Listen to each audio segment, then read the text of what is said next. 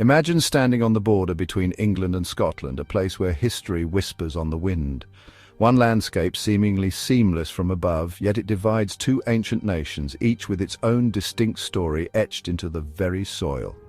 The United Kingdom is a patchwork of shared history, a tapestry woven with threads of conquest, alliance, and enduring cultural differences. It's a union forged not always in harmony, but defined by fierce, distinct identities that continue to shape its character. Travel from Aberdeen, the granite city of Scotland, to Snowdonia, the mountainous heart of Wales, from Belfast, a city reborn in Northern Ireland, to Canterbury, the spiritual heart of England, and you'll find not just different landscapes, but four very different worlds, each with its own unique flavour and heritage.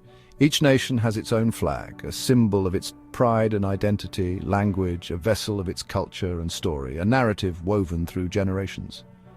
So, how did this United Kingdom, this collection of distinct nations, come to be? It wasn't a simple, happy marriage, a tale of instant harmony and agreement. The story is a saga of conquest, rebellion, and reluctant partnerships, a complex dance of power and resistance. England gradually and often forcefully, through military might and political maneuvering, brought its neighbours into a single political entity, shaping the map of the British Isles as we know it today. But Wales, with its ancient language and proud history, Scotland fiercely independent and steeped in tradition, and Ireland, with its own distinct cultural identity, refused to be erased, holding on to their cultures and languages, preserving their unique heritage in the face of assimilation. This journey isn't just history confined to textbooks and dusty archives. It's alive in today's politics, the rivalries on the sports field, and the ongoing debates about national identity and belonging. Understanding how these nations were stitched together, the compromises and conflicts that shaped their union, it's key to understanding the UK today, its strengths, its tensions, and its enduring complexities.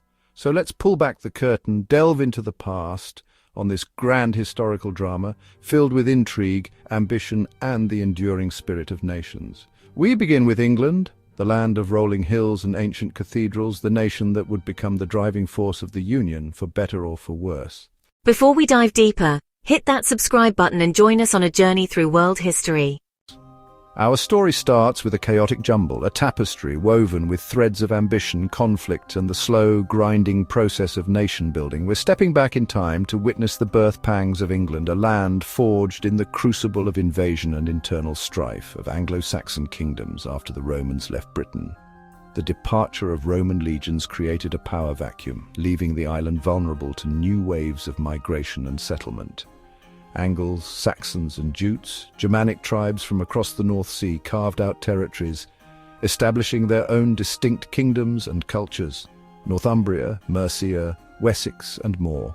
These were the major players in what would become known as the Heptarchy, a collection of 7 Anglo-Saxon kingdoms constantly vying for power. For centuries these kingdoms fought for dominance, alliances shifted, battles raged, and the landscape was constantly redrawn in blood.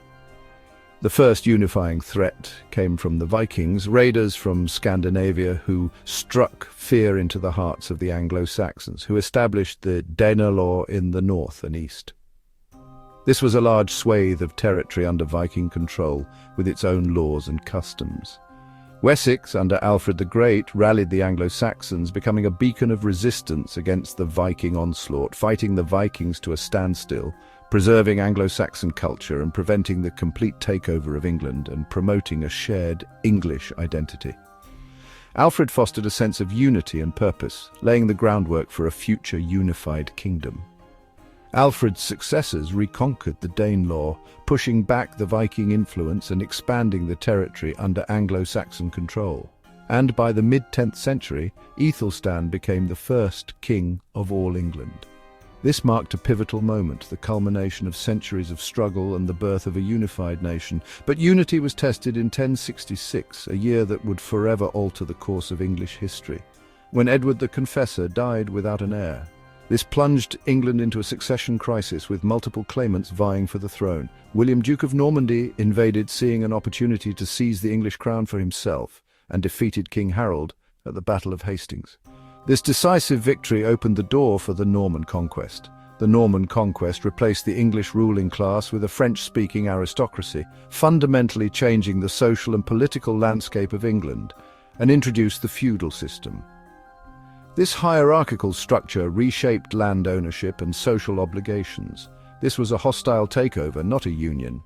The Normans imposed their rule through force and subjugation, but it forged the powerful, centralized English state, streamlining administration and consolidating royal power. That would shape the destiny of the British Isles. The Norman Conquest laid the foundation for England's future dominance. The stage was set for England's ambitions to reach beyond its borders, to expand its influence and project its power across the seas.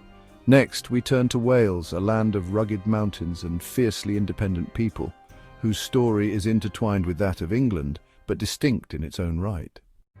To the west of England lay Wales, Cymru, a land of mountains, valleys, and fierce independence. Welsh princes fought both each other and the encroaching English, defending their culture and language. The Norman Conquest brought aggressive Norman lords to the Welsh border, creating the turbulent Welsh Marches. For over 2 centuries, Welsh resistance endured, with leaders like Llywelyn the Great uniting the land.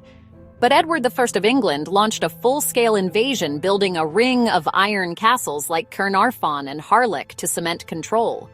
Despite conquest, the Welsh spirit survived. Rebellions flared most famously under Owain Glyndwr.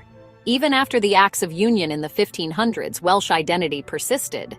The Welsh language, once suppressed, is now spoken by over 500,000 people. The dragon on the flag still roars. Today, Wales has its own parliament and a vibrant culture, a nation conquered but never broken. The story of resistance continues north in Scotland. Let's cross the border. North of England lay Scotland, forged from Picts and Gaels with its own dynasty and laws. England's Edward I tried to assert control, sparking the wars of Scottish independence. Heroes like William Wallace and Robert the Bruce emerged, with Bannockburn in 1314 securing Scottish independence for centuries. The Declaration of Arbroath powerfully asserted Scotland's right to freedom. But in 1603, the crowns of England and Scotland united under James VI and I. The countries remained separate until the Acts of Union in 1707, merging parliaments to form Great Britain. Scotland traded political independence for economic access, but kept its legal system and national church. These pillars of identity fuel the modern independence movement. Scotland's story is one of resistance, negotiation, and enduring pride. Now to Ireland, the most complex chapter. Ireland's relationship with England is perhaps the most tragic and undeniably the most complex of all the historical entanglements we'll explore. It's a story etched in blood, rebellion, and the enduring spirit of a people striving for self-determination. English involvement began with the arrival of Norman knights in the 12th century, marking the initial foray of English influence onto Irish soil. But for centuries, real English control remained surprisingly limited, confined to certain areas, and constantly challenged by the resilient Irish clans. The reach of the English crown was more of a suggestion than an absolute rule. However, everything changed drastically in the 16th and 17th centuries. England, under the Tudor monarchs, launched a brutal and systematic conquest of Ireland, aiming to subdue the island and bring it firmly under English dominion. This was driven, in part, by the fear of Catholic Ireland becoming a backdoor for enemies, a potential launching pad for invasions from continental Europe. The infamous plantation policy was implemented, seizing vast tracts of land from native Catholic landowners. This land was then given to Protestant settlers, primarily from England and Scotland, with a particular focus on the province of Ulster. This deliberate policy sowed deep and bitter sectarian divisions within Irish society. These divisions would tragically haunt Ireland for generations to come, fueling conflict and shaping the very fabric of Irish identity. In 1801, in the wake of a bloody and ultimately unsuccessful rebellion, Ireland was formally and legally joined with Great Britain through the Act of Union. This act effectively abolished the Irish Parliament and created the United Kingdom of Great Britain and Ireland. However, the desire for self-governance was far from extinguished, and Irish nationalists continued to campaign tirelessly for independence. Meanwhile, Protestant Unionists in Ulster, with strong ties to Britain, resolutely clung to the Union, fearing marginalization in an independent Ireland. The eventual solution, or perhaps more accurately, the compromise, was partition. In 1921, 26 of Ireland's 32 counties became the Irish Free State, gaining a degree of self-governance. However, the remaining 6 counties, predominantly Protestant, remained as Northern Ireland, part of the United Kingdom. This decision left a deeply divided island, both geographically and politically. This division led to decades of political instability, discrimination, and ultimately, the eruption of the violent conflict known as the Troubles. Ireland's story is a complex tapestry woven with threads of division, resilience in the face of adversity, and an ongoing debate about identity and belonging. With the Act of Union complete, a new identity was forged, one that sought to bind the nations together under a single crown and parliament. But the question remained, and in many ways, still lingers today. Was it truly united, or merely a union on paper, masking deeper divisions that would continue to shape the destiny of the islands? Enjoying the journey so far? Give us a like. It helps us bring more stories like this to life. With the Acts of Union, the United Kingdom was politically complete. A new British identity was promoted, built on empire, monarchy, and shared institutions. For a time, this identity offered purpose and pride, binding the nations together in global ventures. Yet, Britishness never fully replaced older identities. Welsh, Scottish, Irish, and English loyalties endured. The union was often practical, not emotional. Beneath imperial unity, national characters thrived. Scotland kept its legal and educational systems, Wales its language, and Ireland its resistance. The grand project of a single British people was only partially successful.